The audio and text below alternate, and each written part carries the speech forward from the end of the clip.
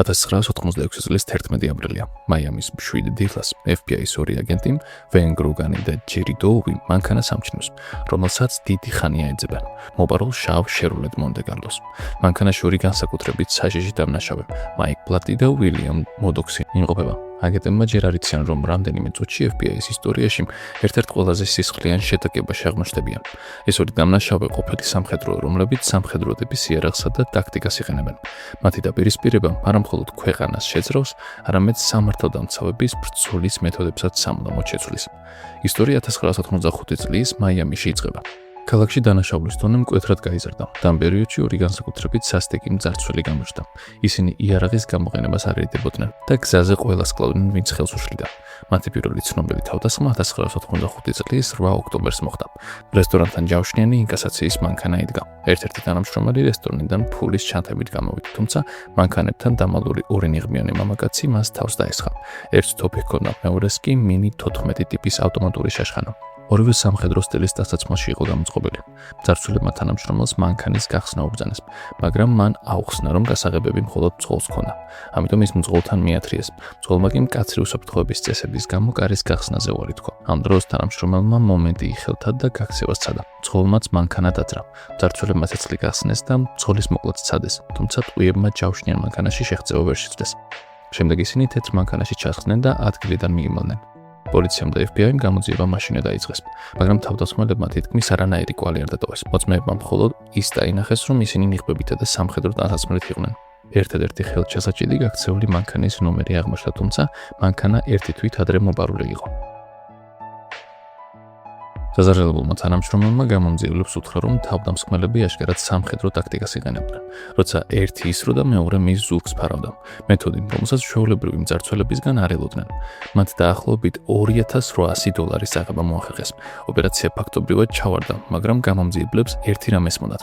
ასეთი მომზადების მქონე დამნაშავეები ამით არ გაჩერდებოდნენ. და მართლაც, მხოლოდ 8 დღის შემდეგ, 16 ოქტომბერს მათ კიდევ ერთი ჯავშნიანი ინკასაციის მანქანა ამოიღეს მიზანში. ამჯერად მანქანა სუპერმარკეტთან იდგა. მძღოლი გარეთ ელოდებოდა. მეორე თანამშრომელი კი ფულის შესაგროვებლად მაღაზიაში იყო შესული. როდესაც ის ფულის ჩანთებით დაბრუნდა, მძღოლმა მანქანის უკანა კარი გახსნა. სწორედ ამ მომენტში ელოდნენ მძარცველები. მათ წინა შეცდომის გამეორება აღარ სურდათ. როცა ინკასაციის მანქანის კარი დაკეტილი იყო, თავდასხმა ვერ მოახერხეს. ამიტომ ამჯერად შესაფერის მომენტს ელოდნენ. კარის გახსნას. როგორც კი თანამშრომლებმა მანქანის კარი გააღეს, მძარცველები მანქანით მათკენ დაიძრნენ. თანამშრომლები იმდენად იყვნენ ფულის ჩანთების გადატვირთვაში დაკავებული, რომ თავდასხმელები საერთოდ ვერ შეამჩნიეს. ერთ-ერთმა მძარცველმა მანქანის ლუკიდან იარაღი ამოყო და ახლომანძილიდან ცეცხლი გახსნა. თანამშრომელს ფულის ჩანთებით ტყვია მოხვდა და ძირს დაეცა.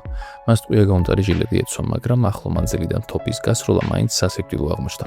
მეორე თანამშრომელმა მძღოლმა იარაღი ამოიღო და საფასუხო ცეცხლი გაუხსნა. მძარცველებმა მისი მოკლაც სცადეს, თუმცა მძღოლმა ძლიერი წინააღმდეგობა გაუწია. როდესაც მიხვდნენ, რომ შეტაკება დიდხანს გაგრძელდებოდა და პოლიცია მალე მოვიდა, უკან დაიხეს და გაიქცნენ. პოლიციამ და FBI-მ შემთხვევის ადგილი მალე შეისწავლეს. დაჭრილი თანამშრომელიც კი საავადმყოფოში გადაიყვანეს. სამწუხაროდ მოგვიანებით ის გარდაიცვალა. მძღოლის ჩვენებამ დაადასტურა, რომ ეს იგივე ორი მძარცველი იყო, რომელიც 8 დღით ადრე ინკასაციის მანქანის გაძარცვას ცდილობდნენ. FBI-მ შემთხვევის ადგილზე ნაპოვნი მასრები წინა თავდასხმის მასრებს შეადარა და დაადგინა, რომ ორივე შემთხვევაში ერთი და იგივე იარაღი გამოიყენეს. გამომძიებლებისთვის ახლა უკვე აშკარა იყო, რომ საქმე უკიდურესად საშიშ დამნაშავეებთან ჰქონდათ. ეს მათი მეორე წარუმატებელი თავდასხმა იყო და ამჯერად საერთოდ ვერაფერი წაიღეს. ამიტომ ყველა ელოდა, რომ ისინი ისევ ცდილდნენ. ასეც მოხდა. 2 კვირის შემდეგ, 8 ნოემბერს, მძარცველებმა სამიზნე შეცვალეს და Florida National Bank-ს მიიტანეს იერიში. ბანკის გვერდით პატარა drive-thru განყოფილება იყო, სადაც მომხმარებლებს მანქანიდან გადმოუსვლელად შეეძლოთ ფულის გამოტანა. სწორედ იქ მიჰქონდა ბანკის თანამშრომელსა და დაცვას ფულის ჩანთები. მძარცველები მათ ელოდნენ. თანამშრომელს იარაღის მუქარით drive-thru სეიფის გახსნა უბრძანეს. თანამშრომელი გასაღების პონას ცდილობდა, მაგრამ ნერვიულობისგან ვერ ახერხებდა. მძარცველები სულ უფრო ბრაზდებოდნენ და აჩქარებდნენ, რადგან ღია სივრცეში დღისით დიდხანს გაჩერება მათთვის სახებათო იყო. ბოლოს მოთმინება დაკარგეს და გაიქცნენ. ამჯერად მათ დაახლოებით $10,000 წაიღეს. გამომძიებლებმა ეს შემთხვევაც მაშინვე წინა თავდასხმებს დაუკავშირა. მით უმეტეს, რომ სამივე შემთხვევა ერთმანეთთან ძალიან ახლოს მოხდა. მაგრამ ყველაზე მოულოდნელი ის იყო, რომ პირველი ბანკის წარსვლიდან სულ საათნახევრის შემდეგ მათ კიდევ ერთ ბანკს დაარტყეს. ამჯერად Savings Bank-ს, რომელიც იქიდან მხოლოდ 4 კილომეტრში მდებარეობდა. ორი მძარცველი ბანკში შევარდა და იქ მყოფ ყველა ადამიანს იატაკზე დაწოლა უბრძანა. ერთ-ერთი მძარცველი, რომელსაც თოფი ჰქონდა, ბანკის მომხმარებლებს აკონტროლებდა. მეორე კი მინით 14 თანამშრომლებთან მივიდა და მთელი ფულის გადაცემა უბრძანა. თანხის ხელში ჩაგდების შემდეგ ორივე სწრაფად გაიქცა. ამჯერად ნაძარცვი ბევრად მეტი იყო, $41,000. ფული ბანკში სულ ცოტა ხნის წინ მიეტანათ, ჯავშნიანი ინკასაციის მანქანით. როგორც ჩანს, მძარცველები მანქანას მიჰყვებოდნენ, თანხის ჩატვირთვას დაელოდნენ და შემდეგ იმოქმედეს. გაქცევისას მათ სხვა მანქანა გამოიყენეს, ნაცრისფერი Chevrolet Monte Carlo, რომელიც ასევე მოპარული აღმოჩნდა. გამომძიებლებს ისევ იგივე აღწერა დახვდათ. ორი ნიღბიანი მამაკაცი, მძიმე იარაღით. იმედი ჰქონდათ, რომ ბანკის კამერებიდან რამეს გაიგებდნენ, მაგრამ კამერები გაფუჭებული აღმოჩნდა. უკვე 4 ძარცვა იყო და გამომძიებლებს ერთი რეალური კვალიც კი არ ჰქონდათ. ხოლო ვარაუდობდნენ, რომ ძარცველები შესაძლოა მოქმედი ან ყოფილი სამხედროები ყოფილიყვნენ. მათი მოძრაობა საუბარი და იარაღის გამოყენების ტექნიკა პროფესიონალურ სამხედრო მომზადებაზე მიუთითებდა. ამის შემდეგ საქმე დროებით მიჩუმდა. ორი თვე გავიდა და მძარცველები აღარ გამოჩენილან, მაგრამ 1986 წლის 10 იანვარს ისინი ისევ დაბრუნდნენ. იმ დღეს ბარნეტ ბანკის წინ ჯავშნიანი ინკასაციის მანქანა იდგა. დაცვის თანამშრომლებს ფული ბანკში შეჰქონდათ, როცა ახლოს გააშერებულ მანქანაში მყოფი კლიენტი უილიამ რობერტსი რაღაც საეჭვოს მიხვდა. მან დაინახა, როგორ გადმოვიდა ორი ნიღბიანი მამაკაცი, იარაღები ამოიღო და დაცვის თანამშრომლებს ზურგიდან ესროლა. როდესაც ის ძირს დაეცა, ერთ-ერთმა კიდევ ორჯერ ესროლა და მოკლა. მძარცველებმა ფული აიღეს, მანქანაში ჩაყარეს და გაიქცნენ. ამჯერად $54,000 წაიღეს, მაგრამ მათ არ იცოდნენ, რომ რობერტსი უკან გაჰყვა. მან უსაფრთხო დისტანცია შეინარჩუნა. დაიმახსოვრა მანქანის ტიპი, ნომერი და ძარცველებს იმ ადგილამდე აედევნა, სადაც ისინი გაჩერდნენ. შემდეგ ისინი თეთრ პიკაპში გადავიდნენ და ნიღბები მოიხსნეს. რობერტსმა მათი სახეები მკაფიოდ ვერ დაინახა, თუმცა შენიშნა, რომ ორივე თეთრკანიანი იყო. სამწუხაროდ, პიკაპის ნომერი ვერ დაიმახსოვრა. პოლიციამ და FBI-მ შემთხვევის ადგილზე ნაპოვნი მასრები წინა ძარცვებთან შეადარა და დაადასტურა, რომ ისევ იგივე იარაღები და იგივე მძარცველები იყვნენ. ამჯერად კი მათ მნიშვნელოვანი მოწმე ჰყავდათ, უილიამ რობერტსი. მან გამომძიებლებს ყველაფერი მოუყვა და იმ მანქანამდე მიიყვანა, რომელიც მძარცველებმა მიადოვეს. მანქანის ნომრის შემოწმებამ კიდევ ერთი მნიშვნელოვანი კვალი გამოაჩინა. ის აურელიანო ბრიელის სახელზე იყო რეგისტრირებული და მოპარულად არ ითვლებოდა. გამომძიებლებს ეჭვი გაუჩნდათ, რომ ბრიელი შესაძლოა მძარცველებთან ყოფილიყო დაკავშირებული, ან თავად ერთ-ერთი მათგანი ყოფილიყო. ორი FBI-ის აგენტი მის სახლში გაემართა. მისამართი მათ ბაზაში ჰქონდათ. კარზე დარეკვის შემდეგ კარი ქალმა გააღო. აგენტებმა FBI-ის თანამშრომლებად წარუდგინეს თავი და მალევე მისი ქმარიც გამოვიდა მათთან შესახვედრად. აგენტებმა ჰკითხეს აურელიანო ხომ არ იყო, თუმცა მათთვის მოულოდნელად მამაკაცმა თავად იკითხა. ხომ არ იყვნენ ისინი მისი ვაჟის, ემლიანოს გამო. გამომძიებლებმა ამის შესახებ არაფერი იცოდნენ და აუხსნეს, რომ მის სახელზე რეგისტრირებულ მანქანას ეძებდნენ. სახლში აურელიანომ უთხრა, რომ მისი 20 წლის ვაჟი, ემილიო 3 თვის წინ გაუჩინარდა. იმ დღეს ის ფლორიდის ევერგლეიდის ველურ ტერიტორიაზე სრულაში სავარჯიშოდ წავიდა. ოჯახიც მანქანას თან წაიყვანა. სწორედ ის მანქანა, რომელსაც ახლა FBI ეძებდა. ოჯახს მანქანის მოპარვის შესახებ განცხადება არ გაუკეთებიათ, რადგან ის შვილთან ერთად გაქრა. მათ მხოლოდ ემილიოს გაუჩინარება დააფიქსირეს. ამ მომენტში გამომძიებლები მიხვდნენ, რომ ოჯახს მძარცველებთან კავშირი არ ჰქონდათ. პირიქით, თავად ოჯახიც ამ საქმის კიდევ ერთი მსხვერპლი აღმოჩნდა.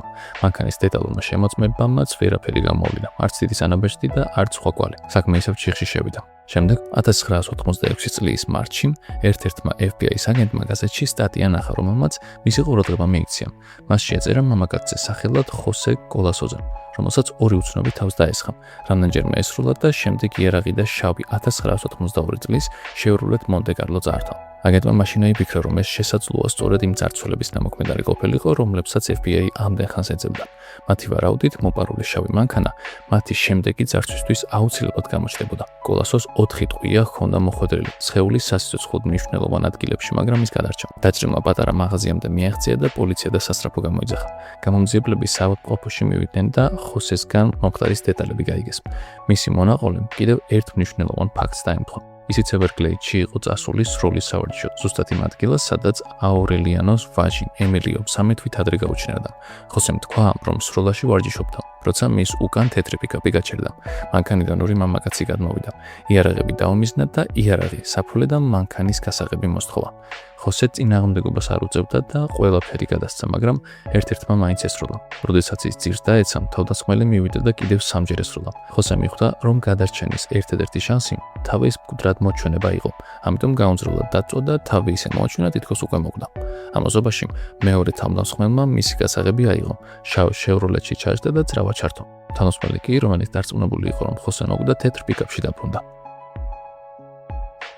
1986 წლის 11 იანვარს თავდასხმის შემდეგ ხოსე კოლასო ჯერ კიდევ მძიმე მდგომარეობაში იწვა. მიუხედავად 4 ჭრილობისა, მან ძალა მოიკრიბა და დაახლოებით კილომეტრ-ნახევარი გაიარა, სანამ პატარა მაღაზიამდე მიაღწევდა და დახმარებას იპოვიდა. მისი ჩვენების შემდეგ FBI თითქმის დარწმუნდა, რომ სწორედ ეს ორი მამაკაცი იყო მათ მიერ ძებნილი მძარცველი. თეთრი პიკაპი, იარაღები, საუბრის მანერა და სისასტიკე ყველაფერი ემთხვეოდა. ხოსე ერთ-ერთი ადამიანი აღმოჩნდა, ვინც მათ პირისპირ შეხვდა და გადარჩა. მისი აღწერით, პოლიციამ ორივე ეჭვმიტანილის ესკიზი შექმნა და ძებნა გამოაცხადა.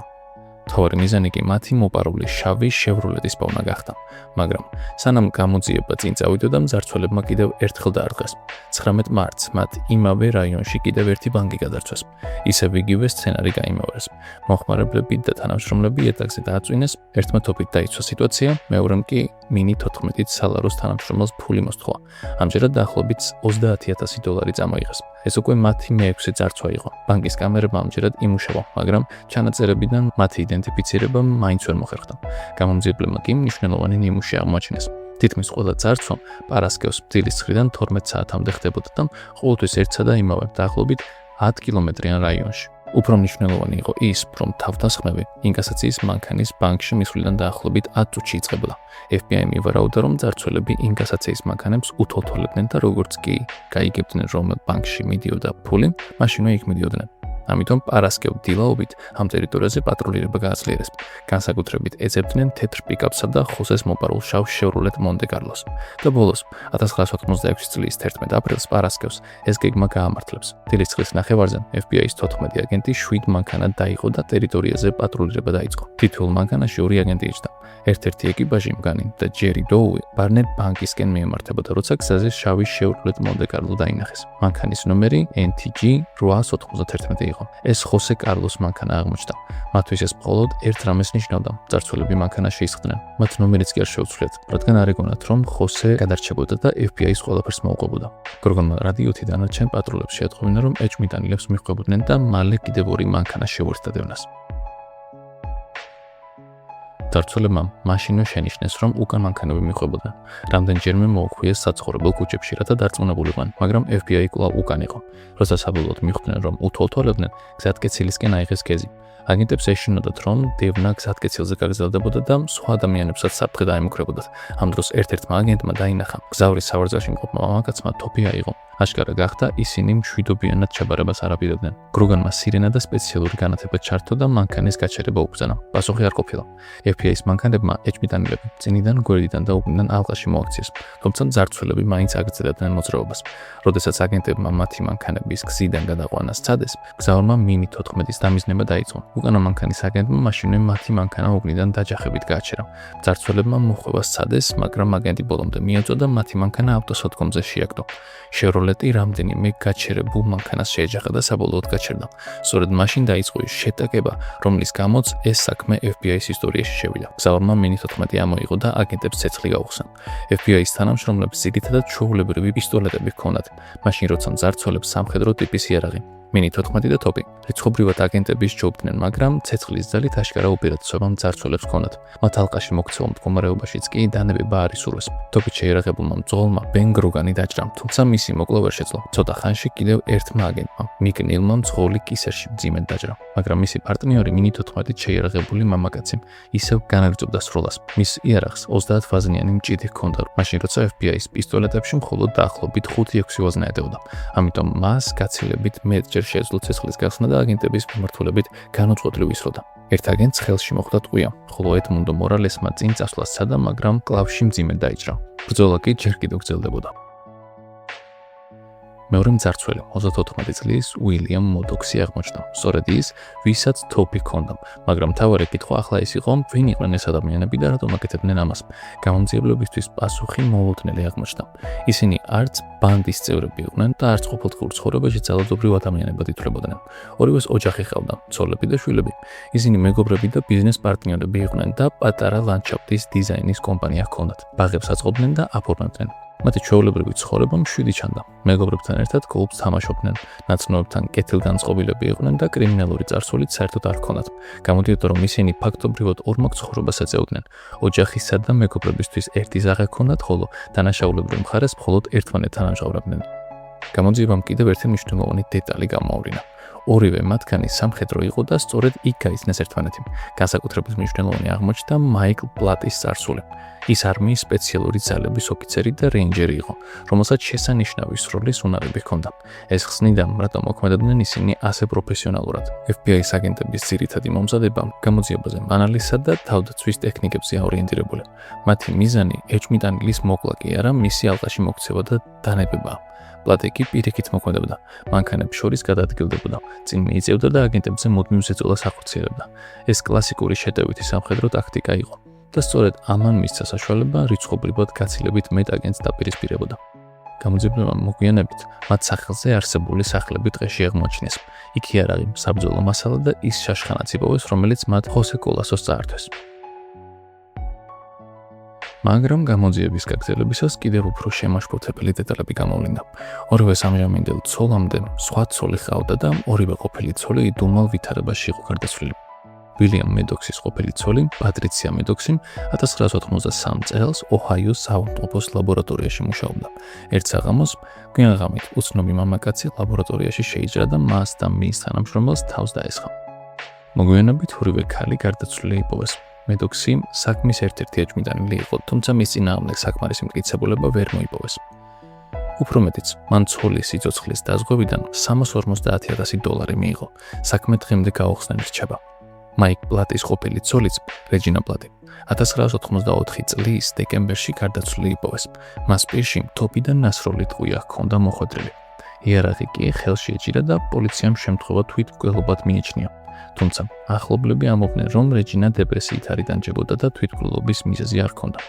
ეჭვი პლატზეც მიიტანეს, მით უმეტეს, რომ ცოლ-ქმარს სერიოზული პრობლემები ჰქონდათ, მაგრამ აქაც საკმარისი მტკიცებულება ვერ იპოვეს და ასე დასრულდა ორი მამაკაცის ისტორია, რომლებიც გარედან ჩვეულებრივ მშვიდ ცხოვრებას ეწეოდნენ, მაგრამ საიდუმლოდ ერთ-ერთ ყველაზე სასტიკ კრიმინალურ წყვილად იქცნენ. მოგესალმებით ვიდეო და ლაიქი, გამოიწერე არხი და მომავალ ვიდეომდე.